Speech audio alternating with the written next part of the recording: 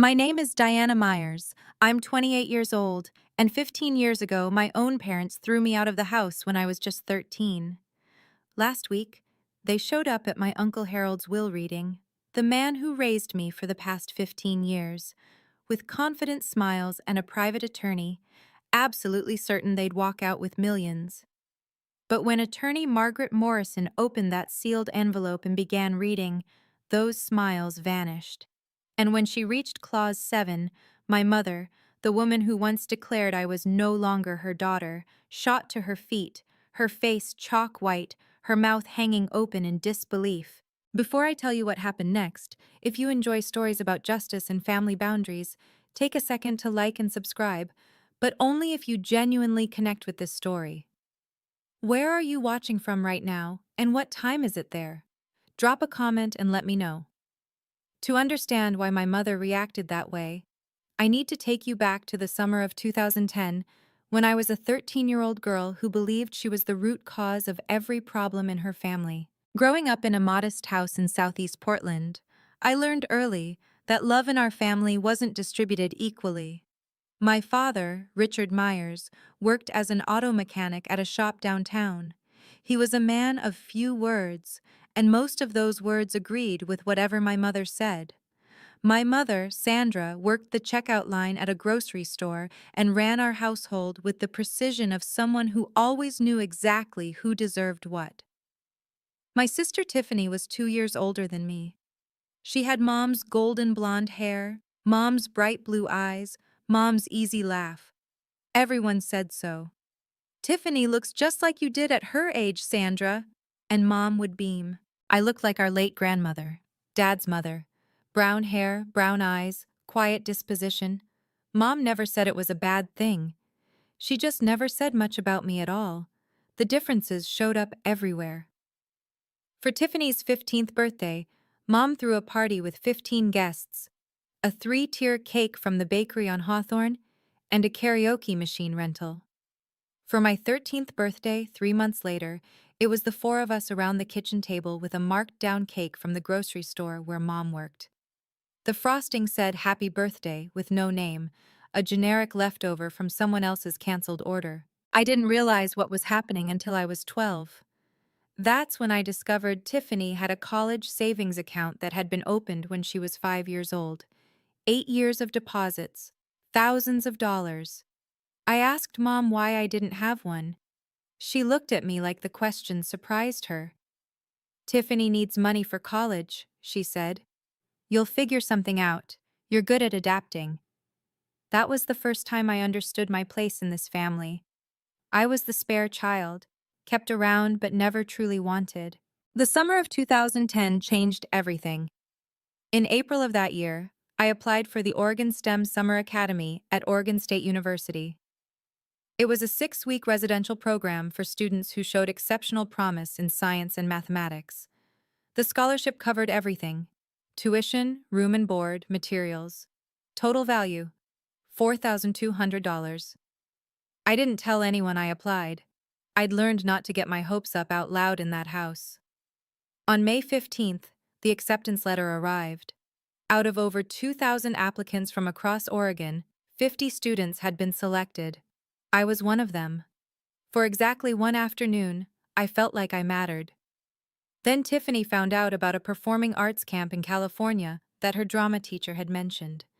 3 weeks, no scholarship, price tag, $3,800. That night at dinner, Mom announced the solution she'd worked out in her head. "Diana, you'll decline that science thing. We can't afford to send both of you to summer programs, and Tiffany's camp will help her college applications." She said it like she was discussing meal planning, not crushing someone's dreams. I stared at my plate. The words came out before I could stop them. "No." The whole table went silent. Even the refrigerator seemed to stop humming. "Excuse me?" Mom's voice dropped to that dangerous register I'd heard her use on store customers who tried to use expired coupons. "This scholarship isn't your money to redirect," I said, my voice shaking but clear. "I earned this. It's mine." Mom looked at me like I'd transformed into a stranger right before her eyes.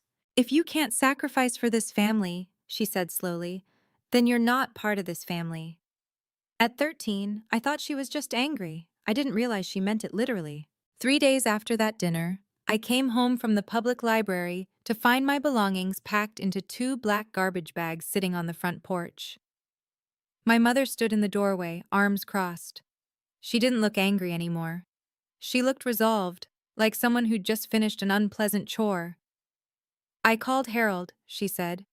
"He'll be here to pick you up. From now on, you're his problem." I stood there on the porch I'd known my entire life, trying to process what was happening. Behind Mom, I could see Dad in the hallway. He didn't look at me. He didn't say anything. I looked up at the second-floor window. Tiffany was watching from behind the curtain. When our eyes met, she stepped back into the shadows of her room. She didn't come down. I waited on that porch from 6 in the evening until 10 at night. 4 hours.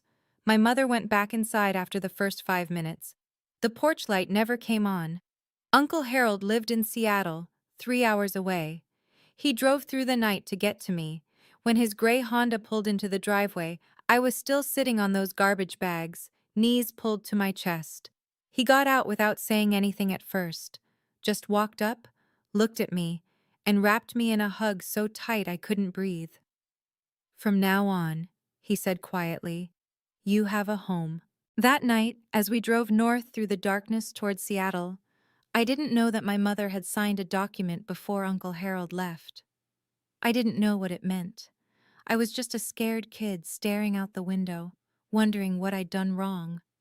It would take 15 years for that document to resurface, and when it did, it would change everything. Uncle Harold's house in Seattle's Ballard neighborhood wasn't large, but it felt enormous compared to the cramped space I'd occupied in my family's home. For the first time in my life, I had a room that was entirely mine. More importantly, I had someone who believed in me. Uncle Harold had built Myers Property Holdings from scratch, a commercial real estate company he'd started with a single small office building he'd purchased after working double shifts for 6 years. By 2010, he owned 8 properties across the Seattle metro area. He never married, never had children. When I arrived on his doorstep with nothing but 2 garbage bags, he didn't just take me in. He invested in me. Over the next 4 years, I poured myself into school. I graduated from Ballard High in 2014 as class valedictorian, president of the math club, with a 4.0 unweighted GPA. The University of Washington offered me admission with a partial scholarship to their Foster School of Business. By 2018, I had my bachelor's degree in finance, graduating summa cum laude with a 3.94 GPA. Uncle Harold had given me internship opportunities at Myers Property Holdings starting my sophomore year. I learned the business from the ground up: data entry, lease analysis, tenant relations, property assessments. In 2019, after 18 months at a Big Four-style accounting firm I'll call Mitchell and Partners, I earned my CPA certification. 1 year later, Uncle Harold offered me a position as controller. By 2021, I was CFO. On my 26th birthday, I managed a portfolio of 12 commercial properties with a combined value of $23.7 million. Uncle Harold sent me an email that day. I still have it saved. The subject line read, "To my daughter." The message was simple. You don't need to prove anything to the people who abandoned you, but you do need to prove to yourself that you're worthy. You have. Happy birthday, Diana. In 15 years, my biological family reached out exactly 3 times. The first was in 2012. My mother called Uncle Harold's phone, not mine, to ask for $5,000. Dad had lost his job at the auto shop. Times were hard. Surely Harold could help his own brother. Uncle Harold declined. He told me about the call afterward, his jaw tight. "They haven't asked about you once," he said. "Not how you're doing in school, not if you're okay. They just want money." The second contact came in 2016. Tiffany mailed me a wedding invitation. No personal note. No, "I hope you're well." Just the formal printed card with my name and Uncle Harold's Seattle address. I didn't attend. I didn't send a gift. I didn't respond at all. The third was in 2020. My mother sent me an email, the first direct contact she'd initiated since throwing me out. The subject line was, "Checking in." The message mentioned that she'd seen an article in Seattle Business Journal about Myers property holdings expanding into the East Side market. She hoped I was doing well, and suggested we should catch up sometime. I deleted the email without responding. I wasn't holding grudges. I had simply built a life that didn't include them, and I saw no reason to change that. In the summer of 2024, Uncle Harold received a diagnosis that changed everything. Congestive heart failure, advanced stage. The doctors gave him 12 to 18 months. He lasted 8. During those final months, Uncle Harold met with his estate attorney multiple times. He updated his will in June 2024, 6 months before he passed. When I asked him about it, he just smiled. "Everything's taken care of," he said. "You focus on the business. I've handled the rest." I didn't know what he'd written. I didn't know about the clauses. I trusted him completely. I had no idea what was coming. Uncle Harold passed away on February 28, 2025. He went peacefully in his sleep at Swedish Medical Center with me holding his hand. 1 week later, on March 7th, I was in my office at Myers Property Holdings when my phone buzzed with an unknown Portland number. I almost didn't answer. "Diana?" The voice was immediately recognizable. 15 years hadn't changed my mother's particular way of saying my name, like she was tasting something she wasn't sure she wanted to swallow. "Sandra." I kept my voice neutral, not Mom, just her name. A brief pause. I could almost hear her recalibrating. "I heard about Harold," she said. "I'm so sorry for your loss. I was thinking I should come up for the memorial service, pay my respects. The memorial was 3 days ago." Another pause. "Oh, well, I also heard there's a will reading coming up. Family has a right to attend these things, you know, especially when it involves a brother's estate." There it was, the real reason for the call. "How did you find out about the will reading?" "I have an attorney, Victor Harrington. He made some calls." The name sparked a faint memory. Uncle Harold had mentioned a Victor Harrington once, an attorney he'd consulted years ago and decided not to work with. I spoke to Margaret Morrison, Uncle Harold's estate attorney, the next morning. She confirmed my suspicions. Sandra had hired Victor Harrington to file a claim challenging the will. Their grounds: undue influence, alleging that I had manipulated a sick man in his final months. They were also demanding to attend the will reading as immediate family members of the deceased. I stared at the photo of Uncle Harold on my desk. In the picture, he was smiling. Almost like he'd known this would happen. Almost like he'd planned for it. Margaret Morrison's office occupied the 47th floor of the Columbia Center, Seattle's tallest building. Through the floor-to-ceiling windows, you could see all the way to Mount Rainier on a clear day. March 10th wasn't clear. Rain streaked the glass as Margaret laid out the situation. "Victor Harrington filed a formal challenge to the will on behalf of Richard and Sandra Myers," she said, sliding a document across her desk. "The claim alleges undue influence. They're arguing that you isolated Harold from his family during his illness and pressured him to change his estate plan." I read through the filing, my stomach tightening with each paragraph. "They're demanding 50% of the estate," Margaret continued. "Their legal theory is that as Harold's only surviving sibling, Richard should be entitled to inherit under intestacy rules, or at minimum, receive a significant share that reflects the natural bonds of brotherhood." "Natural bonds," I repeated. "Richard and Harold hadn't spoken in 8 years before I came to live with Uncle Harold. Did you know that?" Margaret nodded. "I'm aware. Harold told me the whole history, but that's not what concerns me about this filing." She pulled out another page from her folder. "They don't need to win this case. If this goes to litigation, the estate could be frozen for 12 to 18 months during discovery and trial. Meanwhile, the properties need management, tenants need attention, bills need to be paid." A protracted legal battle could cost hundreds of thousands in legal fees and potentially devalue the entire portfolio. So they're betting I'll pay them off to make them go away. That's the strategy, Margaret agreed. It's not unusual in estate disputes. I looked down at the challenge filing. In the section describing our family history, Sandra had written that I had abandoned my family and exploited Harold's loneliness. The woman who threw me out was claiming I abandoned her. Do you have any documentation about your circumstances in 2010? Margaret asked. Anything that establishes what actually happened when you went to live with Harold? I thought back to that night on the porch, the garbage bags, the 4-hour wait, Uncle Harold arriving in the darkness. I was 13, I said. I didn't exactly keep records. Harold did. Margaret was already reaching for her phone. She dialed her assistant and asked for a specific file number from the archives. 20 minutes later, her assistant returned with a yellowed folder. Margaret opened it carefully, scanning the contents. Then she looked up at me with an expression I couldn't quite read. Diana, did you know about this? She slid the document across the desk. The header read, Voluntary Relinquishment of Parental Rights and Transfer of Guardianship. Dated July 15, 2010. The document stated that Richard James Myers and Sandra Ellen Myers, being of sound mind, voluntarily relinquished all parental rights and responsibilities for their minor daughter, Diana Marie Myers, and transferred full legal guardianship to Harold Raymond Myers.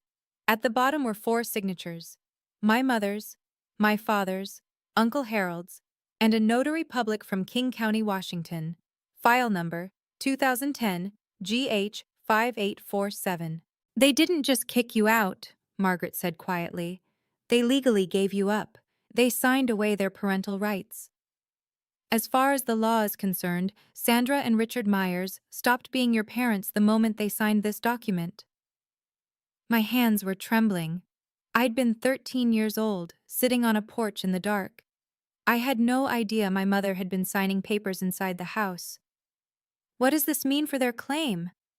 Margaret's expression shifted. It means Richard has no standing to claim inheritance through familial relationship.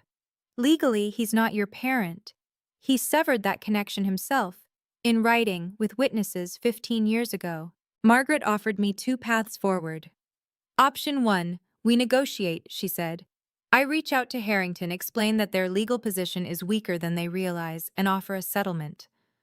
$500,000 to $1 million in exchange for them withdrawing their challenge and signing a waiver of any future claims. It's faster, cleaner, and avoids any public spectacle. And option 2? We proceed with the will reading as scheduled. They've demanded to attend as family members. We let them. Then we present the evidence. The guardianship transfer document, the full history, everything Harold wanted disclosed in the event of a challenge. She paused. Harold anticipated this, Diana. He left specific instructions for how to handle exactly this scenario. He wanted the truth on the record. I went home that night and couldn't sleep.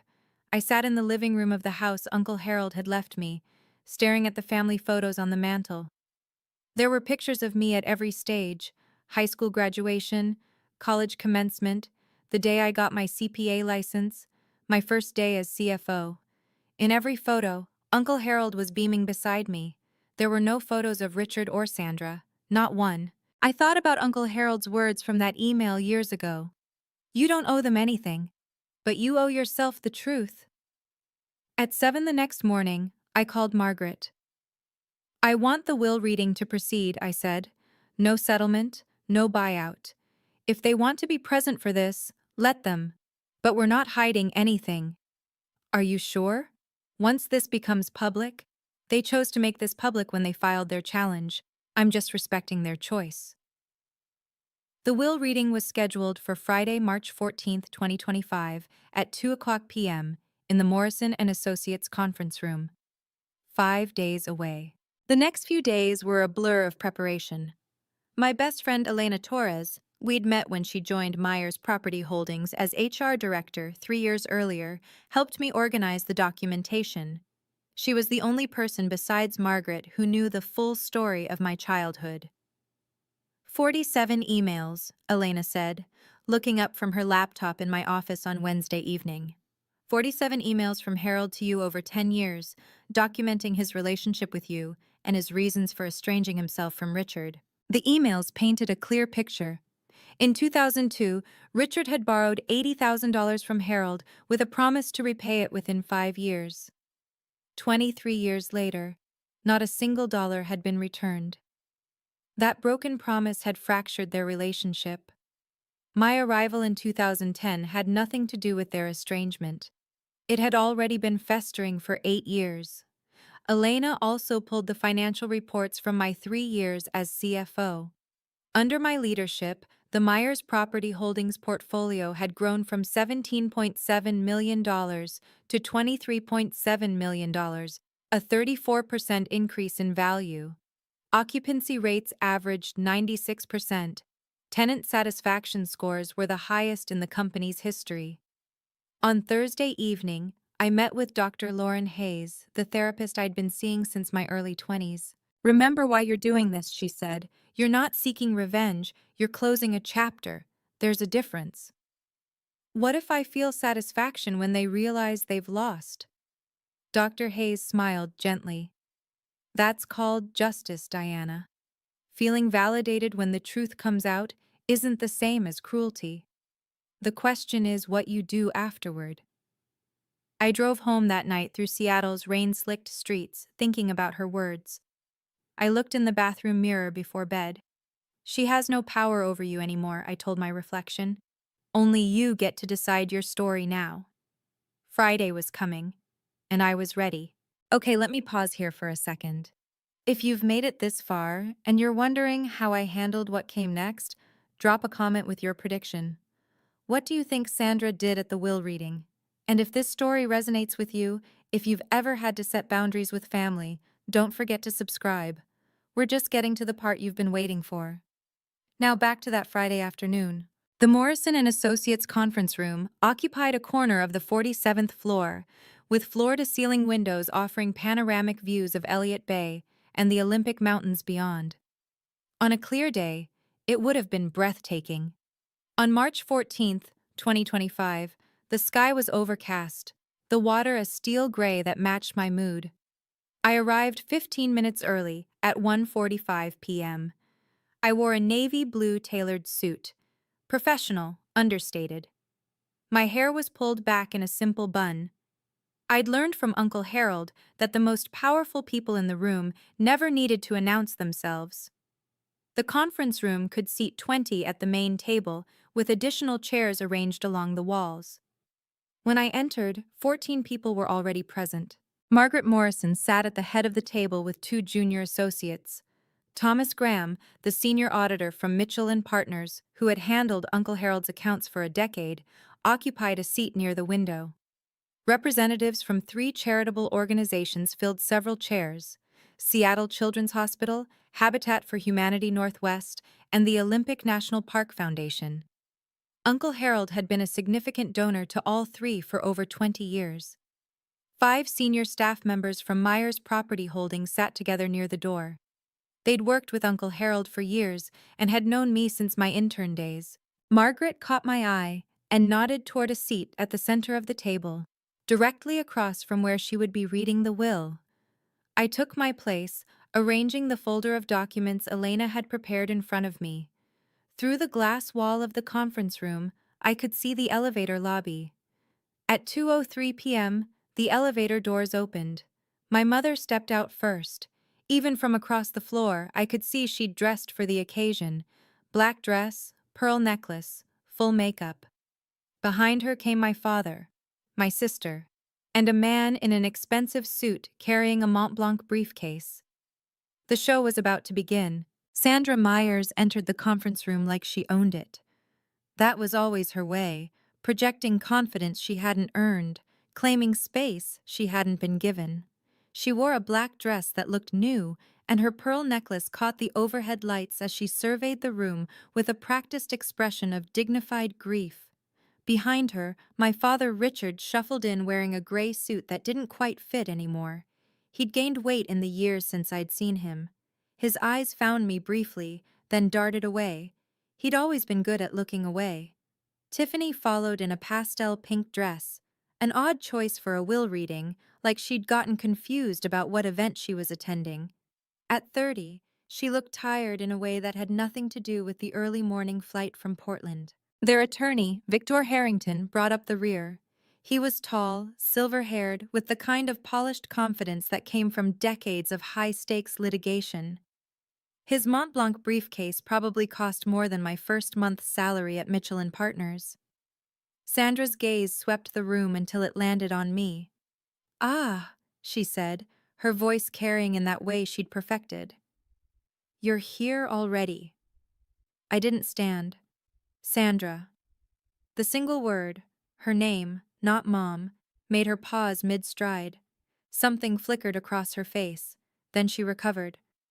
"I was hoping we could speak privately before this starts. Family matters should be handled by family." "The proceedings begin in 2 minutes," I said. "I'm sure whatever you have to say can wait." Margaret Morrison rose from her seat. "Mrs. Myers, Mr. Myers, Ms. Myers, Mr. Harrington, there are seats arranged for attending parties along the wall. The main table is reserved for beneficiaries and estate representatives." Sandra's jaw tightened visibly. She'd expected a seat at the center of things. Instead, she was being directed to the margins. She wasn't even at the table. Sandra didn't take her seat quietly. Instead, she detoured past the representatives from Seattle Children's Hospital, pausing to introduce herself with an expression of practiced sorrow. "I'm Sandra Myers," she said, loud enough for most of the room to hear. "Harold's sister-in-law. We were quite close for many years, before this unfortunate estrangement." She glanced meaningfully in my direction. The hospital representative, a woman in her 50s named Dr. Patricia Wells, nodded politely but said nothing. Sandra continued, undeterred. "It's so tragic how some people come into a family and create division. Harold was such a generous man, so trusting, perhaps too trusting." I kept my eyes on my folder. I didn't respond.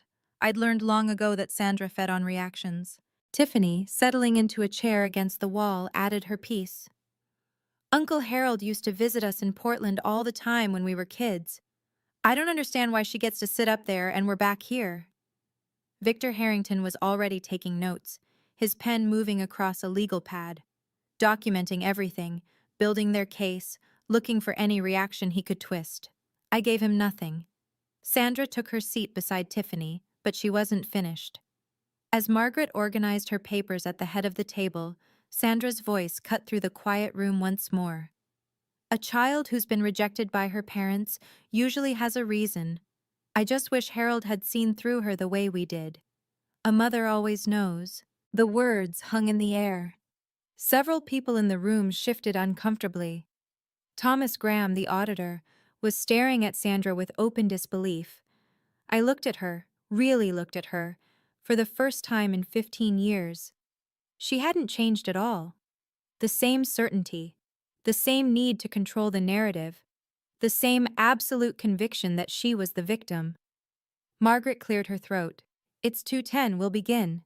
Margaret Morrison broke the seal on a large envelope with the careful precision of someone who had performed this ritual hundreds of times. "This is the last will and testament of Harold Raymond Myers," she began, her voice carrying the formal weight the moment demanded. "Born July 4, 1953, deceased February 28, 2025. This document was executed on June 18, 2024, and represents the final expression of Mr. Myers's wishes regarding the disposition of his estate." Sandra sat forward slightly, her pearl necklace catching the light.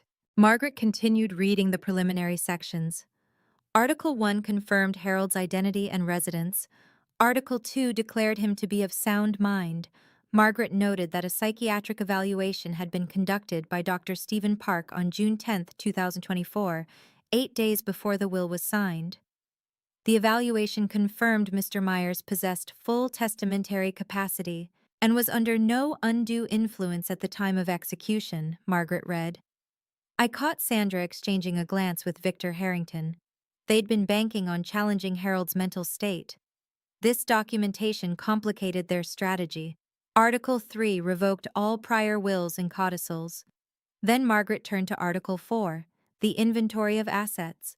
At the time of death, Mr. Myers' estate included the following: 12 commercial properties located throughout King County and Snohomish County with a combined assessed value of $18.2 million. Investment accounts containing diversified equity holdings valued at approximately $4.1 million. Cash and liquid assets totaling $1.4 million. I heard Tiffany whisper to Sandra, "That's almost 24 million."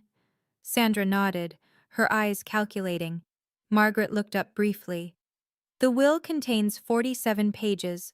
I will now proceed to Article 5, which addresses specific bequests and exclusions. She turned the page and adjusted her reading glasses. Article 5, regarding Richard James Myers, brother of the deceased. Sandra actually smiled. She wouldn't be smiling for long. Margaret's voice was steady as she read the opening line.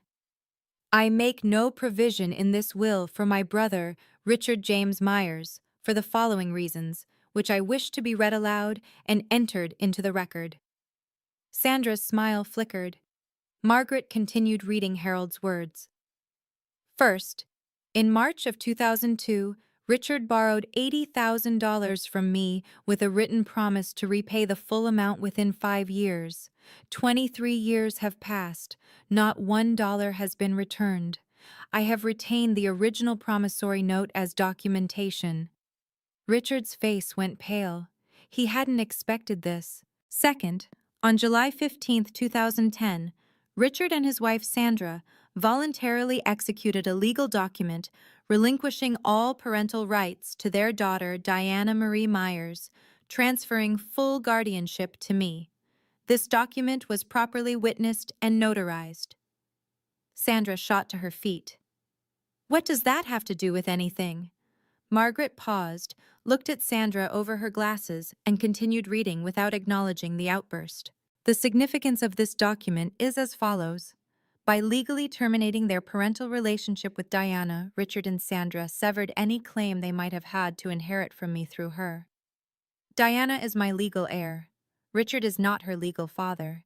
Therefore, Richard has no familial relationship with my designated heir, and no standing to challenge this will on grounds of family connection. Richard stood now, too. This is ridiculous! I'm Harold's brother, his blood brother!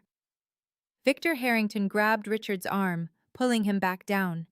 But even the attorney's face had gone gray. Margaret reached into her file and produced a document. For the record, the original voluntary relinquishment of parental rights is on file with King County Family Court, file number 2010 GH 5847. I have a certified copy here, which any party may examine. She laid the document on the table. Sandra stared at it like it was a live grenade. Sandra didn't sit back down.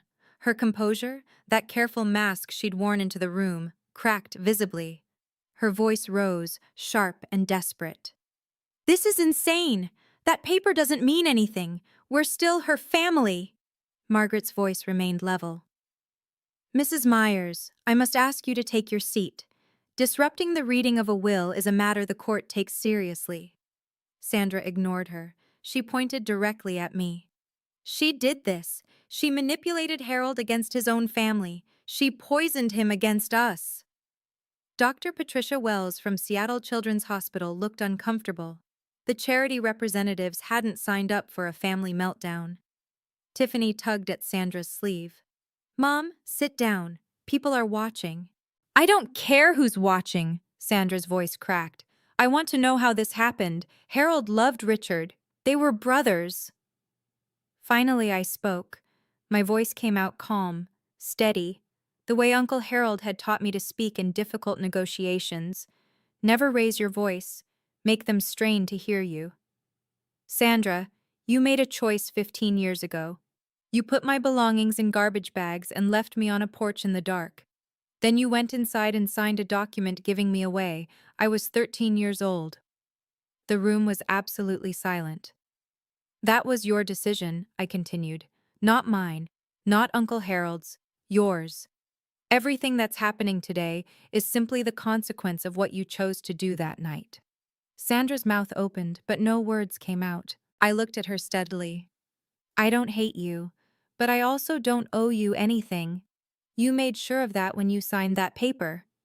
Victor Harrington was writing furiously on his legal pad, though I couldn't imagine what strategy he thought he could salvage. Margaret cleared her throat. If we may continue, I haven't yet read Clause 7. Sandra finally sank back into her chair, but Clause 7 was the one that would truly end her hopes. Margaret turned to page 12 of the will and paused. Then she read the words that would change everything. Article 7, Designation of Sole Beneficiary. The room held its breath. I hereby bequeath the entirety of my estate, including all real property, investment accounts, liquid assets, and personal effects, to my legally adopted daughter, Diana Marie Myers. Adopted. The word hung in the air like a thunderclap. Sandra's face went white, actually white, like someone had drained the blood from her head. Adopted? Richard's voice was hoarse. Since when? Margaret answered with the same calm precision she'd used throughout. Mr. Harold Myers formally adopted Diana Marie Myers on September 12, 2012, when she was 15 years old.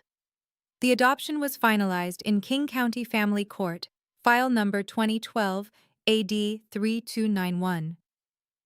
As Mr. and Mrs. Richard Myers had already legally relinquished their parental rights in 2010, no additional consent was required. Tiffany stared at me. So you're not related to us anymore? I met her eyes. Not legally. Not since Mom and Dad signed me away. Margaret continued reading. Diana is not merely a beneficiary. She is my daughter in every way that matters, legally, practically, and emotionally. She has worked alongside me for years, proven her competence and integrity, and I trust her completely to continue the work I began. There is no one more deserving of this inheritance, and no one I love more. My vision blurred. I blinked back tears. Uncle Harold had never told me about the full language of this clause. He'd kept it a secret, waiting for this moment, knowing it might come. Sandra was shaking her head slowly, like someone trying to wake from a nightmare. This can't be legal, she whispered. Victor, tell them this can't be legal. Victor Harrington didn't answer. He was staring at his legal pad, pen motionless. He knew the case was over. Margaret reached into her folder and withdrew a sealed envelope, smaller than the others. There's one more item, she said. Mr. Myers left a personal letter for Diana, with instructions that I offer to read a portion aloud during this proceeding, if Diana consents. I nodded, not trusting my voice. Margaret opened the envelope carefully and unfolded a single handwritten page. Uncle Harold's familiar script filled the paper, the same handwriting I'd seen on birthday cards and emails and notes left on my desk over 15 years. Margaret began to read. Diana, if this letter is being read aloud, it means things happened exactly as I expected. Your biological family showed up looking for money they never earned from a man they never cared about. I'm sorry you have to go through this, but I also know you're strong enough to handle it. A soft sound escaped Sandra's throat, almost a whimper. You came to me as a wounded child, thrown away by people who should have protected you, but you didn't let that define you. You transformed your pain into determination, your loneliness into independence, your rejection into resilience. I have never been more proud of anyone in my entire life. Margaret's voice softened slightly as she continued. I didn't save you, Diana. You saved yourself. I just gave you a place to do it. Everything you've achieved, your education, your career, your character, you earned through your own effort. I'm leaving you my estate not because you need it, but because you deserve it. And because I know you'll use it to help others the way I tried to help you. Tears were streaming down my face now. I didn't try to stop them. Don't let them make you feel guilty for surviving them. Don't let them back in unless you choose to. You owe them nothing. You owe yourself everything. I love you, Diana. Forever your father, Harold. Sandra made one last desperate play. She stood again, but this time her voice had shifted. The anger was gone, replaced by something that was meant to sound like wounded motherhood. Diana, sweetheart, I know things were hard when you were young. I made mistakes. I admit that now. But we're still blood. We can work through this. Can't we at least talk about dividing the estate fairly? I wiped my eyes and looked at her. You gave up the right to call me sweetheart 15 years ago. I want to contest this will, Sandra announced to the room. Victor, tell them. We have grounds. Undue influence. Harold was sick. She isolated him. Victor Harrington finally spoke, though he sounded like a man reading his own obituary. Mrs. Myers, perhaps we should discuss our options privately. No, tell them, we're going to fight this, Margaret interrupted by turning her iPad around to face the room. On the screen was an email thread. Mr. Harrington, perhaps you'd like to explain this to your clients. The room went quiet. Margaret read aloud. This is an email dated March 3, 2022, from Harold Myers to Victor Harrington. The subject line is terminating services. In the email, Mr. Myers writes, Victor, I am ending our professional relationship. Your advice that I include Richard in my estate plan despite his years of financial exploitation and his treatment of Diana is unacceptable. I will be engaging new counsel. She looked up at Victor. You previously represented Harold Myers. You were terminated because you advocated for Richard's interests over Harold's wishes. And now you've accepted this case against Harold's estate, without disclosing that conflict of interest to your current clients. Victor's face had gone the color of old concrete. Sandra turned to stare at him. You told me we would win. He had no answer. Victor Harrington stood up abruptly, gathering his Mont Blanc briefcase with shaking hands. I need to review these documents, he said, his voice stripped of its earlier polish. We should discuss our options privately, Mrs. Myers. Discuss what? Sandra's voice was rising again. You're leaving? Right now? In the middle of this? Victor didn't answer. He was already moving toward the door, walking with the stiff gait of a man who knew his career might be imploding. Victor! Sandra called after him. Victor! The conference room door closed behind him with a soft click. Sandra stood frozen, abandoned by her own attorney in front of everyone she'd hoped to impress. Richard hadn't said a word in minutes. He sat slumped in his chair, staring at the floor. He'd spent his whole life following Sandra's lead, and now she had led them both off a cliff. Tiffany was crying quietly. I couldn't tell if she was upset about the money or about the public humiliation. Sandra turned back to me one more time. The mask was completely gone now. Underneath it was just desperation, and beneath that, something that might have been the first stirrings of real regret. Diana, her voice broke. We can still, we're still a family, aren't we? Blood is blood. You could still... I stood up from the table. Sandra, you stopped being my family on July 15th, 2010. You signed the document yourself. I didn't make that choice, you did. I gathered my folder and looked at her steadily. I don't hate you. I actually feel sorry for you, but you have no claim on me. Not legally, not emotionally, not in any way that matters. I turned to Margaret. Can we continue with the remaining articles? Margaret nodded. Sandra sat down heavily. She didn't speak again for the rest of the reading. Margaret turned to the next section with practiced calm. Article 9, Charitable Bequests. The representatives from the 3 charitable organizations straightened in their seats. I direct that the following gifts be made from my estate. $500,000 to Seattle Children's Hospital, to be used for the establishment of a scholarship fund for children from disadvantaged backgrounds. $300,000 to Habitat for Humanity Northwest, for the construction of affordable housing in the greater Seattle area. $200,000 to the Olympic National Park Foundation, for wilderness preservation and environmental education programs. Dr. Patricia Wells from Seattle Children's Hospital nodded solemnly.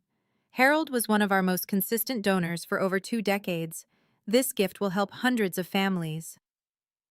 The representative from Habitat for Humanity added, We've built 6 homes with Harold's previous donations. This will fund at least 4 more. Margaret continued. I also request that my daughter Diana continue the charitable giving programs I established during my lifetime at her discretion. I trust her judgment completely. I found my voice. I will. I'll honor everything Uncle Harold built. A thought occurred to me as I looked at the 3 charity representatives sitting in this room. They weren't here because the law required it. They were here because Uncle Harold had asked them to come. He'd wanted witnesses, neutral parties who could testify to exactly what had happened here today if Sandra and Richard tried to pursue their case further. Uncle Harold had anticipated every move. Dr. Wells caught my eye and offered a small, kind smile. Harold used to talk about you constantly. Every board meeting, every donor event. Diana did this. Diana achieved that. He was so proud of you. I blinked back fresh tears. Even in death, Uncle Harold had surrounded me with people who believed in me. When Margaret finished reading the final articles of the will, she turned to me. Diana, as sole beneficiary and executor, would you like to say a few words? I hadn't planned to speak, but 47 pairs of eyes were watching me, and I realized there were things that needed to be said, not for Sandra's benefit, but for my own. I rose from my seat. Most of you knew Uncle Harold far longer than I did. He took me in when I was 13 years old and had nothing. He gave me a home, an education, and most importantly, a family that chose to love me. I looked around the room, at the Myers Property Holdings employees who had watched me grow from an intern into a CFO, at the charity representatives who had witnessed Uncle Harold's generosity for decades. With this inheritance, I intend to continue everything Harold built. The properties will be managed with the same integrity he established. The charitable commitments will be maintained, and I'll be establishing a new scholarship fund, the Myers STEM Scholarship, for children from difficult family situations who need someone to believe in them. My eyes found Sandra, still sitting rigid in her chair.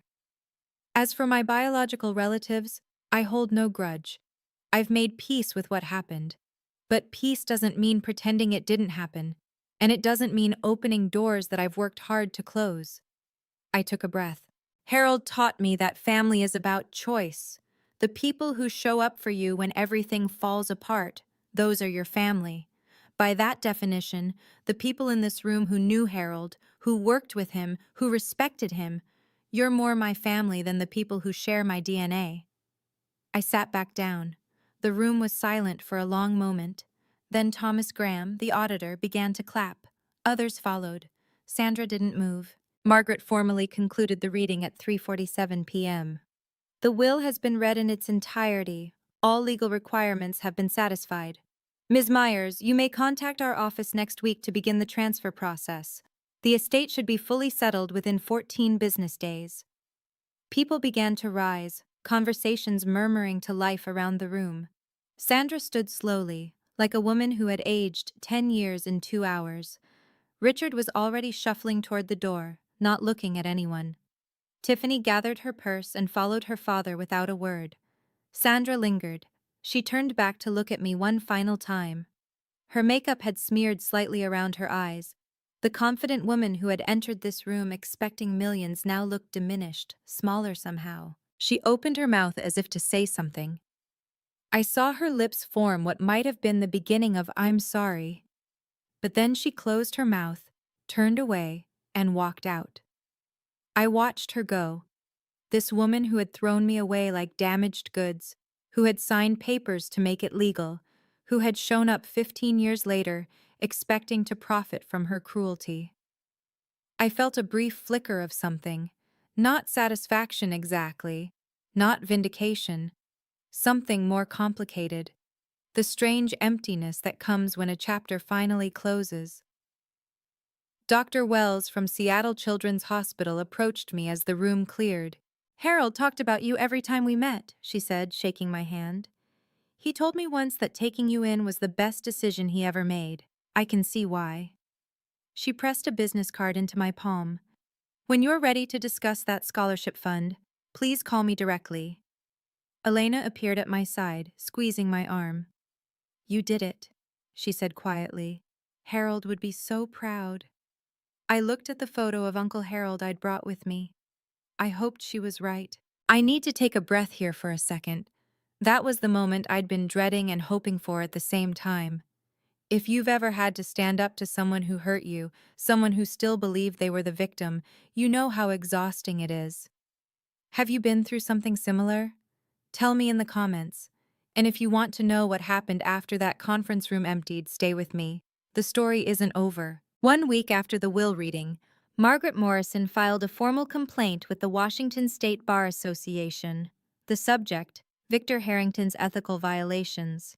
I didn't ask her to do it. She did it because it was her professional obligation. When an attorney witnesses another attorney violating the rules of professional conduct, reporting is required. The complaint outlined 3 violations. First, conflict of interest. Harrington had previously represented Harold Myers and gained confidential information about his estate planning. Second, failure to disclose. Harrington never told Sandra or Richard about his prior relationship with Harold. Third, misrepresentation. Harrington had led his clients to believe they had a strong case when he knew, or should have known, that their legal position was fundamentally compromised. Margaret kept me updated throughout the process. 2 months after the filing, in late May 2025, the Bar Association issued its ruling. Victor Harrington was suspended from practicing law for 6 months. He was also fined $15,000 and required to complete additional ethics training. Within weeks of the suspension, 3 of Harrington's largest clients quietly transferred their business elsewhere. I heard through legal community gossip that his firm's revenue dropped by roughly $200,000 that year. Elena asked me once if I felt satisfied by Harrington's downfall. I didn't do anything to him, I told her. He did this to himself. I just happened to be there when the consequences caught up. That was the truth. I hadn't sought revenge against Victor Harrington. I hadn't filed the complaint. I hadn't lobbied for his suspension. He had made his own choices, taking a case he knew was ethically compromised, lying to clients who trusted him, betting he could win through intimidation rather than merit. His career suffered because of what he chose to do. Some people build their own prisons without any help. 3 weeks after the will reading, an email appeared in my inbox from Sandra Myers, 1969, gmail.com. Subject, please read. The message was longer than I expected. Sandra had never been one for written communication. She preferred phone calls where she could control the tone, interrupt, redirect. Diana, I know you probably won't read this, but I need to say some things. I've been thinking about what happened at the will reading. I was angry, and I said things I shouldn't have, but I want you to know that I understand now that I made mistakes when you were young. I was overwhelmed. Your father and I were struggling financially. Things got away from us. I'm not asking for money, I'm asking for a chance to make things right. We're still family, Diana. Blood doesn't just disappear because of legal papers. I'm your mother. Nothing can change that. Can we talk? I think if we just sat down together, we could work through this. I love you. I always have. Mom. I read the email 3 times. Then I called Dr. Hayes, my therapist, and read it to her over the phone. What do you notice about the email? She asked. I thought about it. She acknowledges mistakes but doesn't name what they were. She blames circumstances, financial struggles, being overwhelmed. She says she's not asking for money, but then pivots to working through this. And she still calls herself mom, even though she signed away that right. What do you want to do? I took 2 days to write my response. It was 4 sentences long. Sandra, I've read your email. I forgave you a long time ago, for myself, not for you. But I don't want a relationship with you. Please don't contact me again. She didn't reply. I felt no guilt, only clarity. 2 months after the will reading, a letter arrived at my Seattle address. Not an email. An actual letter, handwritten on plain paper, stuffed into a slightly wrinkled envelope with a Portland postmark. The return address listed T. Warren. Tiffany had taken her ex-husband's name when she got married. I opened it reluctantly, expecting more manipulation. What I found was different. Diana, I'm not writing this to ask for anything. I don't want money. I don't want forgiveness. I just need to say something I should have said 15 years ago. The night Mom and Dad kicked you out, I was watching from my bedroom window. I saw you sitting on the porch with those garbage bags. I watched for 4 hours. I saw you alone in the dark waiting and I never came down. I could have. I was 15. I could have brought you water or sat with you or at least told you I was sorry. Instead, I just watched from the window like a coward. That's haunted me ever since. Every time Mom would talk about you, always blaming you, always making herself the victim, I would think about that window, about what I didn't do. I'm not asking you to forgive me. I'm not asking for a relationship. I just wanted you to know that I know what I did was wrong. I failed you when you needed family most. You deserved better from your older sister. If you never want to hear from me again, I understand. But I couldn't let another year pass without telling you the truth. Tiffany. I read the letter 4 times. It was the first honest thing anyone in my biological family had ever said to me. I didn't write back immediately. I needed time to figure out what, if anything, I wanted to do with this unexpected opening. But for the first time in 15 years, I felt something other than distance when I thought about my sister. 4 months after the will reading, I finally wrote back to Tiffany. Dr. Hayes had helped me think through what I actually wanted, not what I felt obligated to do, not what would look generous or forgiving, what I genuinely wanted for myself. The answer surprised me. I didn't want to shut Tiffany out completely. Her letter had been the first honest acknowledgement of what happened that night. No excuses, no deflection, no requests for money, just accountability. But I also wasn't ready to trust her. 15 years of distance doesn't disappear because of one letter. So I wrote back with conditions. Tiffany, I've read your letter many times. I appreciate that you acknowledged what happened without making excuses. That took courage. I'm not ready for a full relationship, but I'm open to cautious contact under these conditions. First, no contact through Mom or Dad. I've ended communication with them permanently, and I need that boundary respected. Second, no discussions about money, inheritance, or anything related to Uncle Harold's estate. Ever. Third, I reserve the right to end any conversation without explanation. If I go quiet, I need you to respect that. If these conditions work for you, we can start with a monthly video call. 15 minutes, low pressure. We can talk about our lives, surface level at first. If that goes well, we can gradually build from there. This isn't me saying everything is forgiven and forgotten. This is me saying I'm willing to see if there's something worth building, but it has to be on my terms. Let me know if you accept these conditions. Diana. Her reply came 3 days later. One word. Accepted. I scheduled our first call for the following Saturday. 15 minutes. That was all I could commit to. But it was a start. The first video call with Tiffany happened on a Saturday afternoon in September 2025, 6 months after the will reading. I sat in my home office with my laptop open, watching the seconds count down until 2:00 p.m. My heart was beating faster than it had during the will reading. This felt more dangerous somehow. Confronting Sandra had been about defending myself against an attack. This was about choosing to be vulnerable. The call connected. Tiffany's face filled the screen. She looked different than she had at the will reading, less made up, more tired, but also somehow more real. "Hi," she said. "Hi." We stared at each other for a moment. 15 years compressed into a video call rectangle. "I wasn't sure you'd actually answer," she admitted. "I almost didn't." That broke something loose. Tiffany laughed, a nervous, relieved sound, and I found myself almost smiling. We kept it light, as I'd requested. Surface level. She told me about her job. She was training to become a nail technician, working toward getting licensed.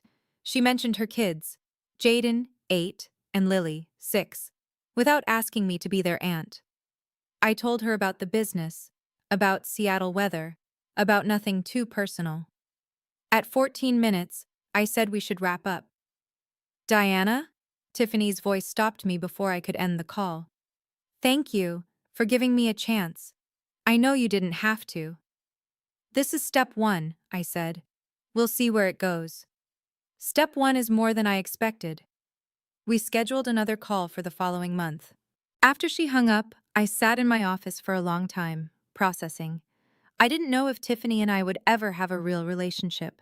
Maybe we'd stay in this tentative place forever. But for the first time, I was the one deciding what happened next. That power was worth more than the inheritance. March 14th, 2026. 1 year exactly since the will reading that changed everything. I stood outside a modest commercial building on Capitol Hill, the first property Uncle Harold ever purchased, back in 1987 when he was a 34-year-old with a dream and barely enough money for a down payment. The building had been renovated last fall. New windows, updated HVAC, fresh landscaping. But today I was here for something else. A bronze plaque had been mounted beside the main entrance, the Harold R. Myers Building, in memory of a man who chose love over blood, 1953 to 2025. I touched the letters of his name, feeling the cold metal under my fingertips. In the years since the will reading, Myers' property holdings had grown by 12%, bringing the portfolio value to $26.5 million. Occupancy rates remained above 95%. We'd expanded into 2 new properties and upgraded 3 existing ones. More importantly, the Myers STEM Scholarship had awarded its first grants. 5 students from difficult family situations, each receiving full funding for summer programs in science and mathematics. Dr. Wells at Seattle Children's Hospital had helped select the recipients. Tiffany and I still talked once a month. The conversations had gotten slightly easier. We'd graduated from 15 minutes to 25. I'd seen pictures of her kids. She'd seen pictures of my apartment. We weren't sisters in any traditional sense, but we were something. Sandra and Richard had stopped trying to contact me. I didn't know what their lives looked like now, and I found that I didn't need to know. Elena walked up beside me, looking at the plaque. You okay? I considered the question. I'm peaceful, I said. That's even better.